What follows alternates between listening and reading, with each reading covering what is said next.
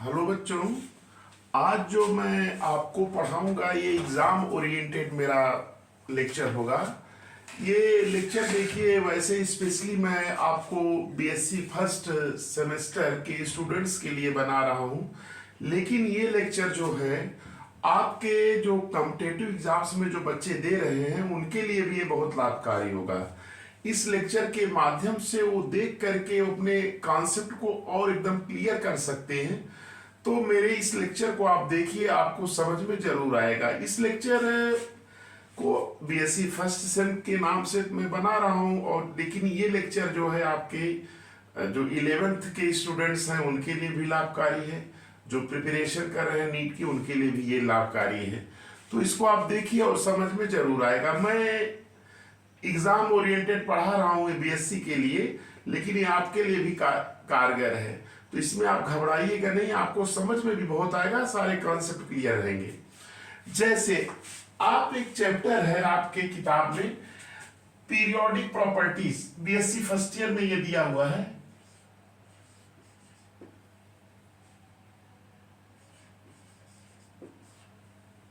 Periodic properties. देखिए बेटा, ये बहुत ही इंपॉर्टेंट चैप्टर है।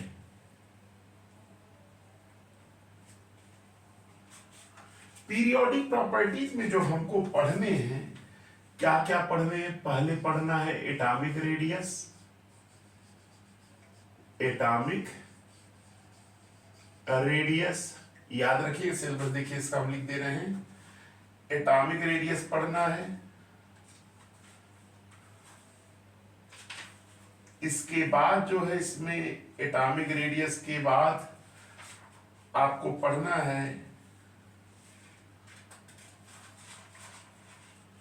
जो सिलेबस है, सिलेबस के अकॉर्डिंग, क्योंकि एग्जाम ओरिएंटेड पढ़ा रहे हैं, आयोनाइजेशन इंथैल्पी।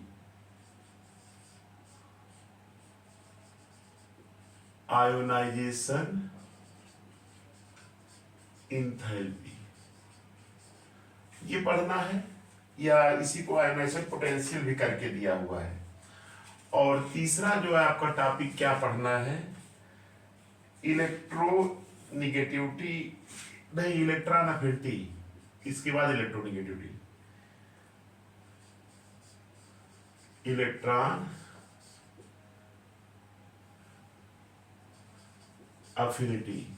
और लास्ट टॉपिक आपका है इलेक्ट्रोनिगेटिविटी।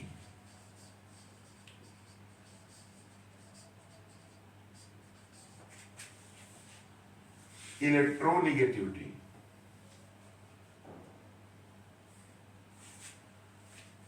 इलेक्ट्रोनिगेटिविटी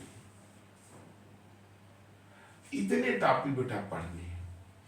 पढ़ाने के लिए तो मैं पूरा चैप्टर पढ़ा रहा हूं, लेकिन वो टॉपिक मैं और क्लियर पढ़ा देता हूं जिससे क्वेश्चंस आपके एग्जाम में आएंगे। जैसे आयोनाइजेशन इंथैल्पी आ सकता है, इलेक्ट्रॉन गेन इंथैल्पी, ये दोनों बहुत इंपॉर्टेंट है। थोड़ा सा इसको भी बता दे रहे हैं। मैंने क्या कहा आपसे कि ये मेरा जो लेक्चर है वो एग्जाम ओरिएंटेड है, आपके एग्जाम्स होने वाले हैं, तो उसमें भी ये कारगर होगा। आप वैसे भी डेली लेक्चर में भी इसको आप देख सकते हैं। तो मेरा प्रोसेस, मेरा पढ़ाने का थोड़ा सा एग्जाम ओरिएंटेड इसलिए करें कि इसमें मेन टॉपिक्स की हम डिस्कशन करेंगे, तो ध्यान से देखिएगा। जैसे पहला मैं थोड़ा सा बता दे रहा हूं क्या, कि आपका एटॉमिक रेडियस, जैसे ये कह दे रहा है एटॉमिक रेडियस क्या होता है। सबसे पहले ये दिमाग में बैठाइएगा कि एटॉमिक रेडियस कहते किसे? कोई बताएगा भाई? देखिए,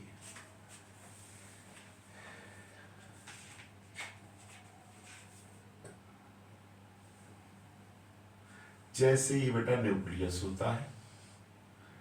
न्यूक्लियस में ये आपका न्यूक्लियस है, ये पहला सेल, ये दूसरा सेल, ये तीसरा सेल, ये चौथा सेल। ये न्यूक्लियस में प्रोटॉन न्यूट्रॉन पाया जाता है। ये न्यूक्लियस है, ये आउटर सेल है। तो ये कहा गया है कि distance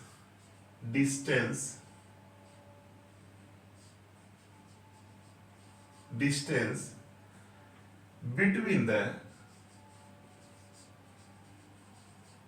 between the nucleus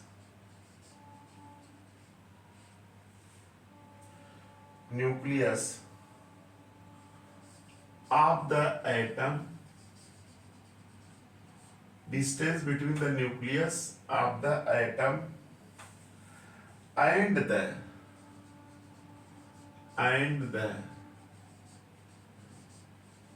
electron cloud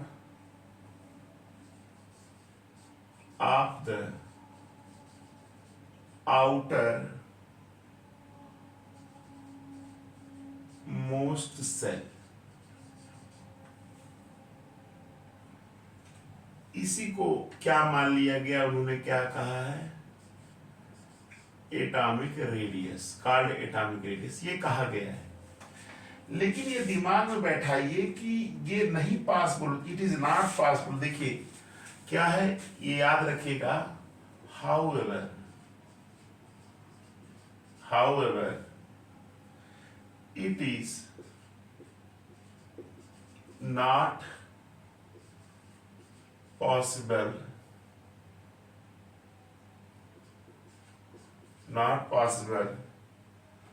to isolate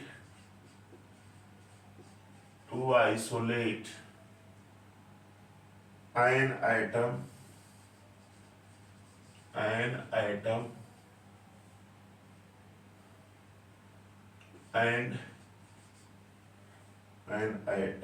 and to determine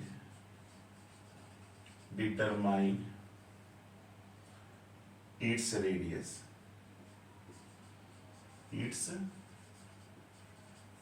ये बुक में लिख दिया है ना। तो अब आपके दिमाग में क्वेश्चन उठ रहा है कि एटॉमिक रेडियस को कैसे डिफाइन किया गया है।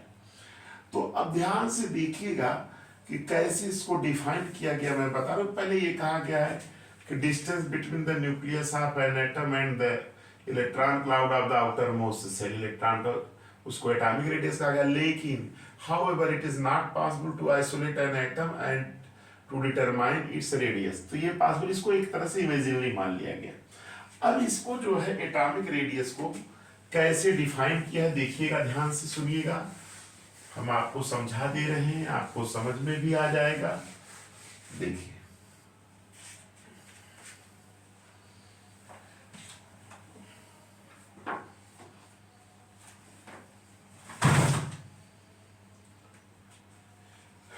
पहला, देखिए एटॉमिक रेडियस जो है, हम यहां फिगर से बता रहे हैं, एटॉमिक रेडियस। इसको देखिए पहले क्या कहा गया है, इसको एक तरह से डिफाइन किया गया, कोवैलेंट रेडियस। एक कोवैलेंट रेडियस है। दूसरा जो है वांडरवाल्स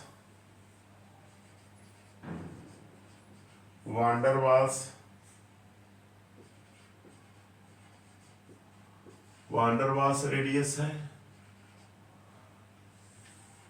ये तीसरे टाइप का है मेटालिक रेडियस।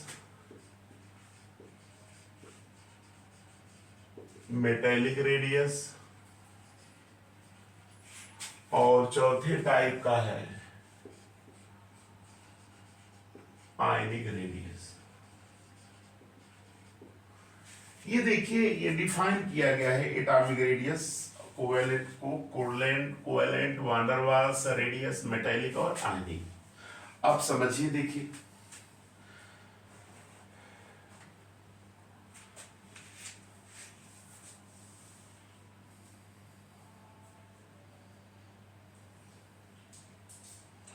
जैसे देखिए ये है, ये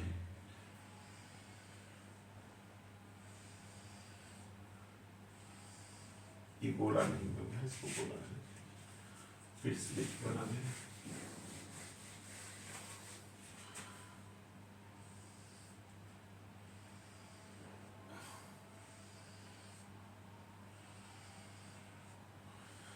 जैसे देखिए आपके Cl और Cl identical item Cl Cl है, इनके न्यूक्लियस के बीच की डिस्टेंस ये मान लीजिए ये, इसको आपने मेजर कर लिया, ये पूरी डिस्टेंस हमने क्या मान लिया a, तो इसका ये आधा क्या होगा, ये होगा, ये होगा, ये क्या होगा a/2, ये a/2 जो होता है इसी को क्या कहते हैं, कोवैलेंट रेडियस कहते हैं। क्या कहते हैं बेटा, कोवैलेंट रेडियस। अभी इसी को एटॉमिक रेडियस भी कहा गया है किसी किसी किताब में, इसी को क्या कहा जाता है, एटॉमिक रेडियस भी, है ना। तो अब दिमाग में बैठाइए कि इसकी डिफिनीशन कैसे लिखेंगे। डिफिनीशन यही होगी क्या, 1/2, हाफ है ना, 1/2, 1/2 का मतलब 1/2, 1/2 of half of the 1/2 of the internuclear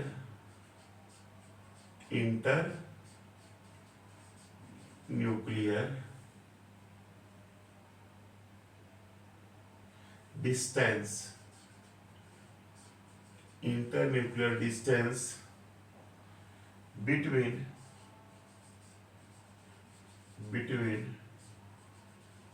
two identical between two identical atoms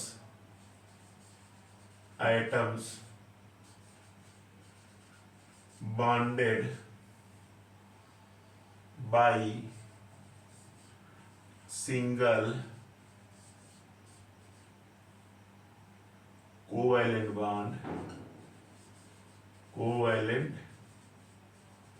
bond is called covalent radius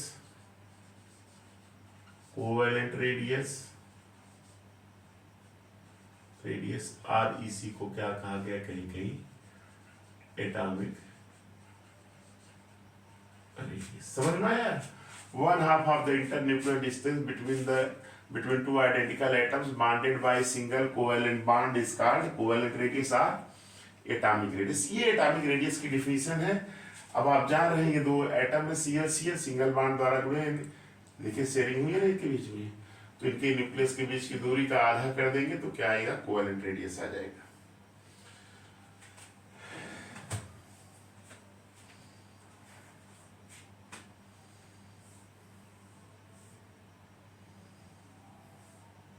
ये नोट कर लिए। तो अब इसको फार्मूला क्या आ जाएगा इसमें, covalent radius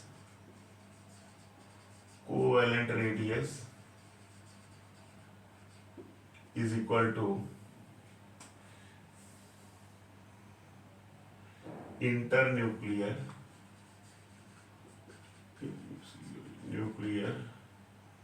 distance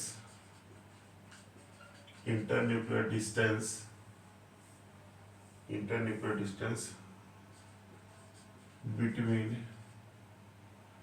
two identical atoms bonded by single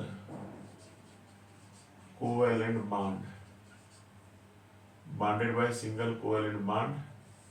upon, यही होता है internuclear distance between two identical bonded by single covalent bond by 2।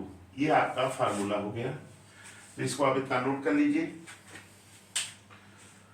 इसको इतना आप नोट कर लीजिए।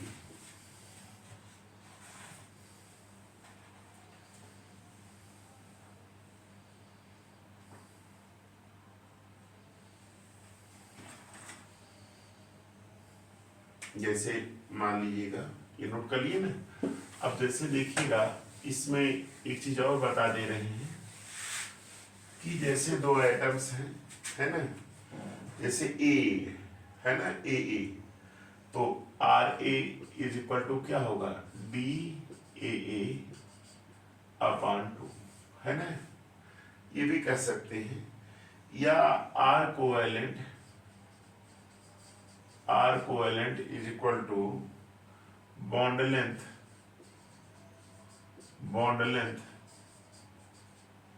by 2, ये कह सकते हैं। ये किसके लिए है? होम्योटामिक, जैसे H2 हो, Cl2 हो, N2, है ना। लेकिन अगर अलग अलग हो तो जैसे DAB, अलग अलग एटम हो तो DAB इज इक्वल टू क्या होगा? RA प्लस RB, ये होगा। RA जो है covalent radius of element A है, RB covalent radius atom of B। तो इस तरह से आप इसको थोड़ा सा कंसेप्ट बना लीजिएगा। अब दूसरा हम बता रहे हैं वान डेर वाल्स रेडियस।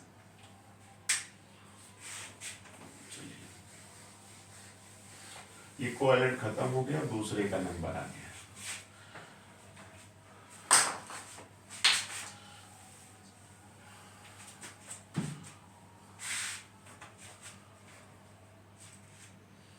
जैसे देखिए वान डेर वाल्स समझिए, ये आपका Cl है, ये आपका ये ऐसे हो, ये आपका Cl है, ये आपका Cl है, इसी तरह से ये Cl है, ये Cl है।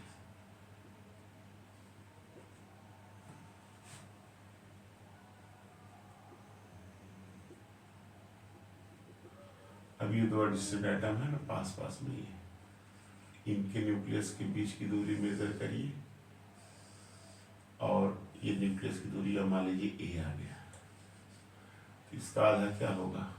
आधा इसका क्या होगा? ये क्या होगा? A/2 होगा। A/2 को ही क्या कहेंगे?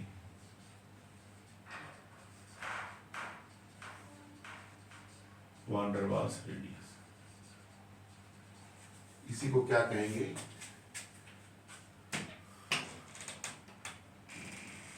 वान डेर वाल्स रेडियस कहेंगे। तो अब देखिए इसको कैसे डिफाइन करेंगे, देखिए बता दे रहे हैं। तो ये आप डिफाइन करेंगे कैसे? 1/2 वहां पे लिखेंगे, 1/2 1/2 of the internuclear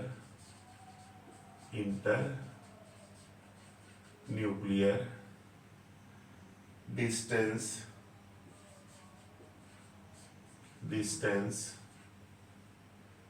between the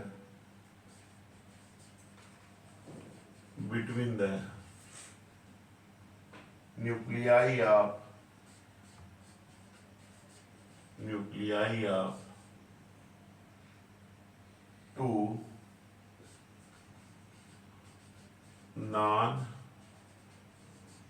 two non-bonded adjacent atom, non-bonded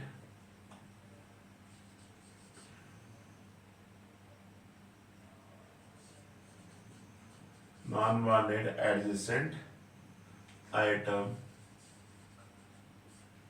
belonging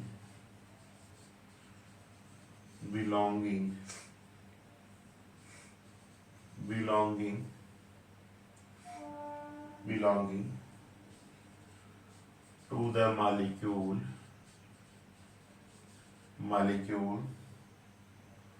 molecules having identical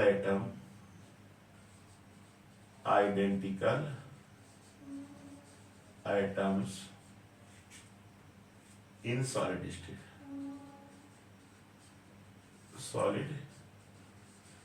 state is called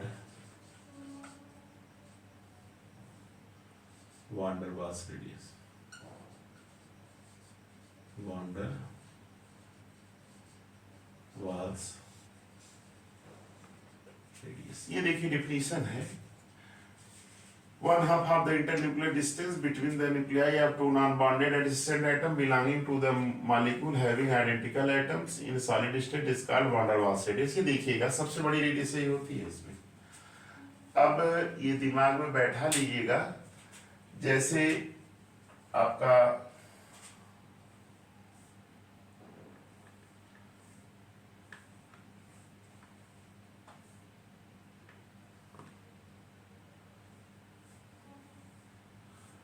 इसको आप याद रख लीजिएगा वंडरवाल्स में। फिर मेटेलिक बता रहे हैं, नोट कर लीजिएगा इसको। इसको एंगस्ट्रॉम में करके दिया रहता है।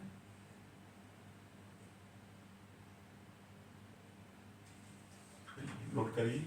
चलिए, ये भी आपका खत्म हो गया।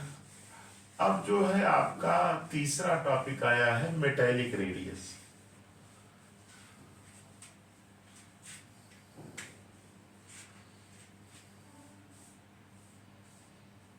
Metallic radius, metallic radius. Metallic radius में क्या होता है? जैसे देखिए दो मेटल एटम है, जैसे आपका N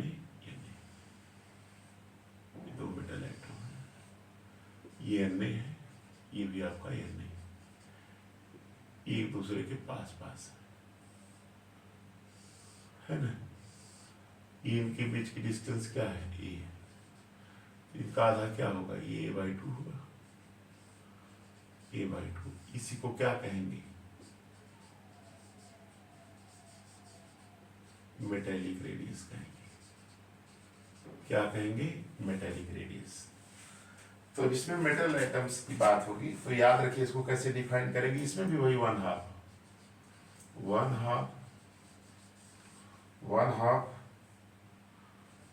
half of the inter nuclear distance, 1/2 of the internuclear distance between the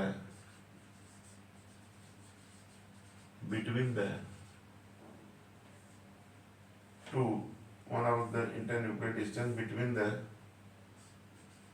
two adjacent पास में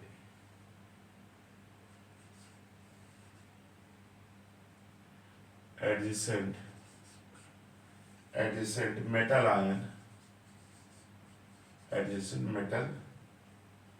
ions in the metallic lattice is called metallic radius. ये दिमाग बैठा लीजिएगा कि one half of the internuclear distance between the two adjacent metal ions in the metallic lattice is called metallic radius। तो इस lecture में हमने आपको मेटेलिक रेडियस भी बता दिया है कि नहीं। अब ये मेटेलिक रेडियस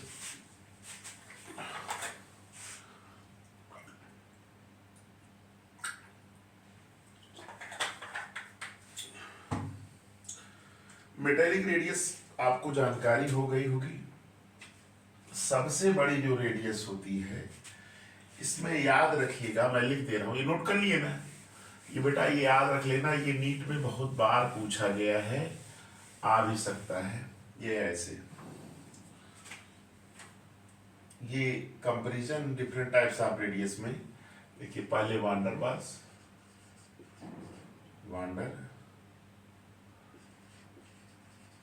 वाल्स रेडियस, ये सबसे बड़ी होती है। इसके बाद बारी आती है मेटेलिक रेडियस। इसके बाद किसकी पारी आती है? कोवेलेंट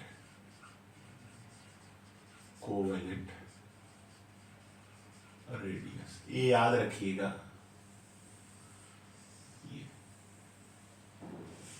ये बहुत इंपॉर्टेंट है, पूछा जा सकता है कंपटीशंस में या क्लियर। तो इस लेक्चर में मैंने आपको बताया क्या? Atomic radius, van der Waals radius और मेटेलिक रेडियस। अब इसके अगले लेक्चर में हम आपको बताएंगे जो इसमें शेष बचा हुआ है आयनिक रेडियस और इसके फैक्टर्स, इसका वेरिएशंस। तो इस तरह से ये 2 लेक्चर में एटॉमिक रेडियस का जो कॉन्सेप्ट है आपको समझ में आ जाएगा। आप लोगों से रिक्वेस्ट है, मेरे चैनल को लाइक सब्सक्राइब करिए, व्यू करिए, कमेंट्स करिए, से अपने फ्रेंड्स को शेयर करिए। थैंक्स।